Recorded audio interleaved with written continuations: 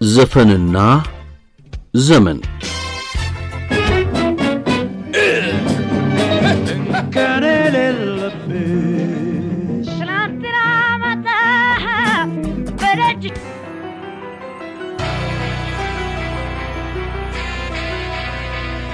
ሙዚቃ እንደ ፊልም የምስል ከሳች ሙዚቃዎቻችን አጭር ቅኝት ዮሴፍ ጥሩነህ እንደጻፈው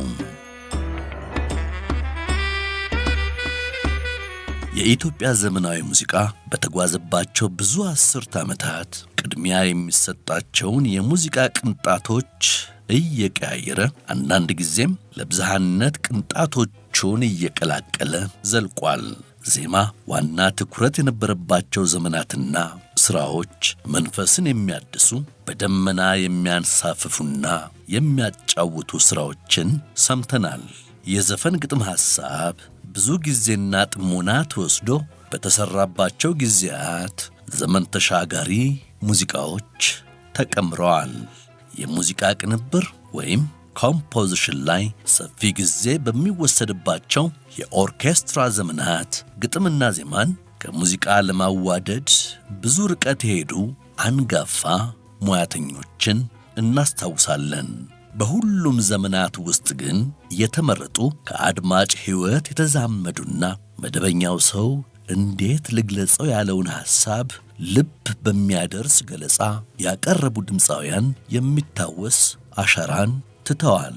ከብዙዎቹ ሐሳቦች መካከል በቃላት ምስል የከሰቱት የሙዚቃ ቪዲዮ ሳይሰሩ በአእምሮአችን ራሳችን ምስሉን እንድንሰራ ያስቻሉንና ልዩ ትውስታ ጭረውብን ያለፉ የዘፈን ደራሲያንና ሥራዎቹንም አሳምነው ያዜሙ ድምፃውያንን በዕለቱ ዘፈንና ዘመን ዝግጅት እንቃኛለን።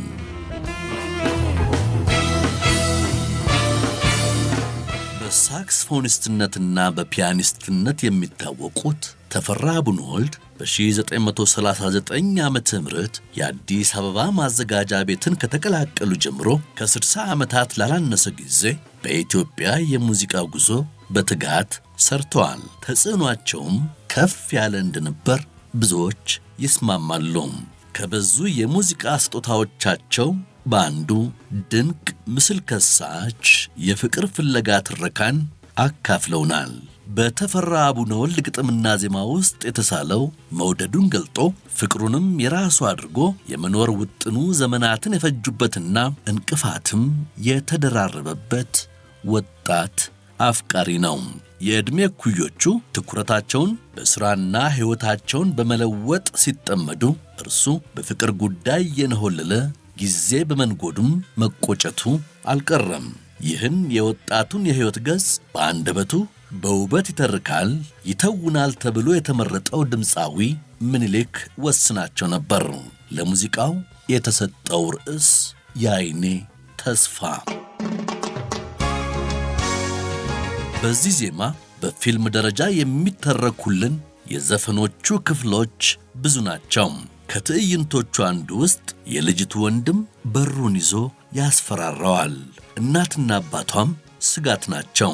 የወደዳትን ብርድ ላይ እደጅ ቁጭ ብሎ ብቅ በይ የዓይኔ ተስፋ ይላታል። እንስሳቱ ሁሉ ፍቅረኞቹ እንዳይገናኙ ምኒልክ ወስናቸው ስዕላዊ ጨዋታ የቀረበው አፍቃሪ ያሳየውን የተፈቃሪዋን ክበብ የማክበርና የትክክለኛ ወቅት ጥበቃ በጌታቸው ካሳ የተወከለውን ወጣት አላሳመነውም። እኔ ቁጭ ብዬ አልጠብቅም፣ እስከ መቼ ድረስ በናፍቆት ተጨንቀን እንዘልቃለን? ልውሰድሽ አንድ ቀን፣ ልጥለፍሽ አንድ ቀን ሲል ጠርቷታል። ሙት የሚለኝ የለም የፈለገው ይምጣ ያለው ወጣት ያፈቅራትን የሚወስድበትን ስልት በስዕላዊ ገለጻ ተርኮታል። አባብዬ ልጃችሁን ልጠጋና በራችሁን እናትሽ ይህን ሳያውቁ አባትሽ ፍጹም ሳይነቁ ብቅ በይ ወደ ማታ ልጥራሽና በሹክሹክታ ክፈቹና መስኮቱን ሰርቄሽ ልሂድ የግሉ ማድረግ የፈለገ አፍቃሪ ታሪክን በምስል መተረኩን ተክኗል። የማህሙድ ተፈቃሪ ግን ለመወሰድና የወዳጇን ጎን ለማሞቅ ገና ፈቃድ የሰጠች አትመስልም። እርሱ ግን ጓደኞቹን ተማምኖ ልጅቱን ለማምጣት ወስኗል። በርዶታልና ያጥራቸው ሾህ ቢሞዣለቅም ክፉ ውሻቸው ይዞ ቢደርቅም እኔ ልጅቷን ካየሁ አልለቅም።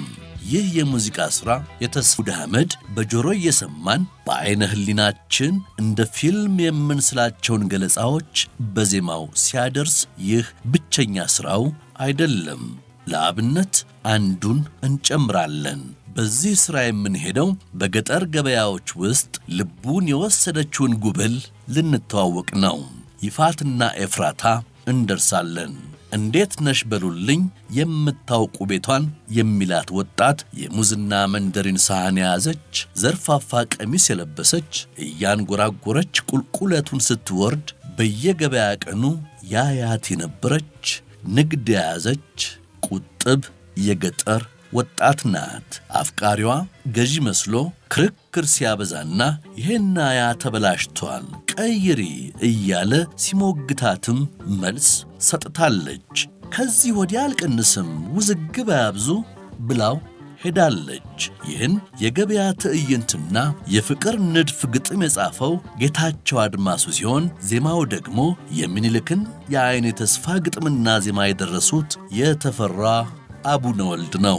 ወደ ይፋት ስትወርድ ትርንጎዋን አዝላ ይፍራታ ስትዘልቅ ሙዟን አንጠልጥላ ማጀቴ ስትወጣ ባባዬ ቆልቁላ የሐቄን ተናገሩ ከፈቀደው ይግዙ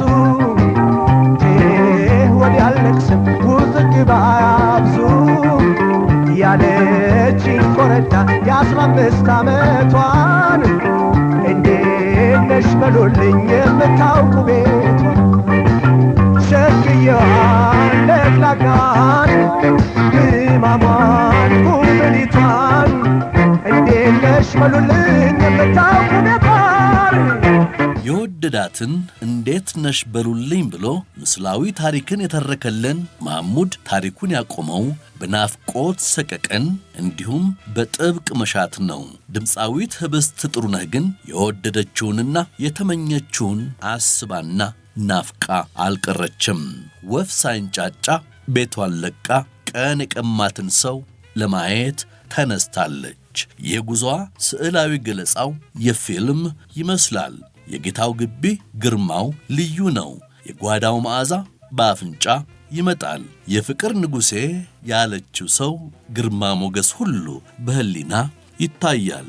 እኛም የዘፈኑ ጉዞዋ ውጤት እንዲያስገኝላት እየተመኘን አብረናት ግቢው እንዘልቃለን። በእንዳለ አድምቄ ድርሰትና በህብስት ትረካ የግቢው ጸዳል ሰገነት ማማው ደብር ይመስል ያስፈራል ግርማው። ደጁ ጥብስ ጥብስ ጠጅ ጠጅ ይላል። ደግ የሞላለት ሁሉን ያበላል። በከበረው ሰረገላ ጎን ሆኜ ከሱ ጋራ የጠዋት ሕልሜን ቆም ያለምኩኝ ነፍሴ በሐሴት አብራው ሰክራ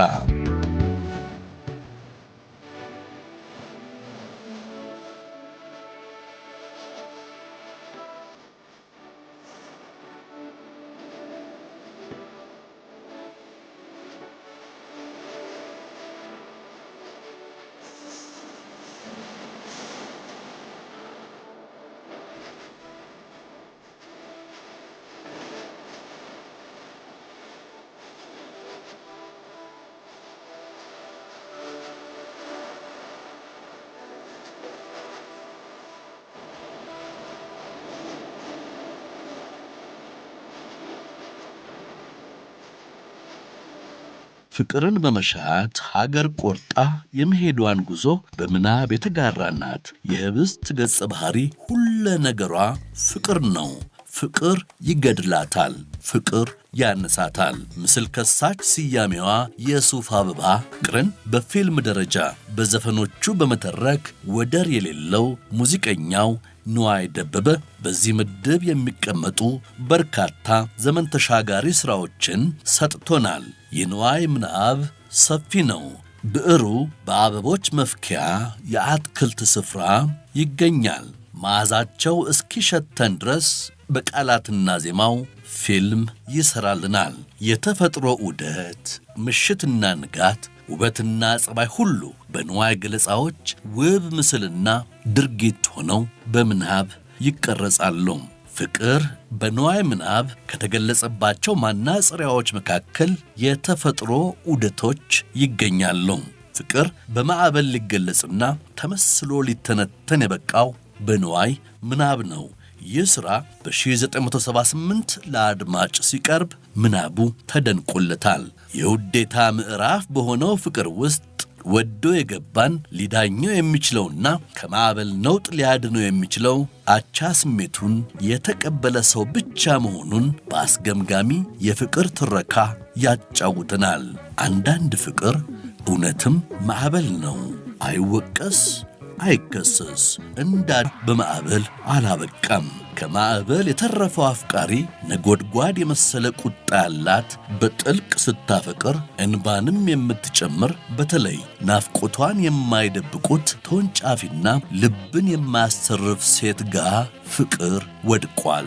ደብለቃይ ፍቅርን በብዙ ትዕይንቶች ከመግለጹ ባለፈ ለወደዳትም ሁለ ነገሯን በብዙ ተምሳሌት ፈክሮ ማድነቁንና ልብ ማቅለጡንም ያውቅበታል። የንዋይ ሴት በድርሰቶቹ የሀገርና ባህል አድማቂ አድባር፣ ጥበቡ ልክክ የሚልላት፣ የምግብና መጠጥ ዝግጅት ሙያዋ ጥንቅቅ ያለ፣ ኩሩ፣ ከልብ ስታፈቅርም ሁለ ነገርን ጠቅልላ የምትወስድ ናት። በበረሃና ንፋሱ አቋርጬ ልሂድላት የሚሏት ነች።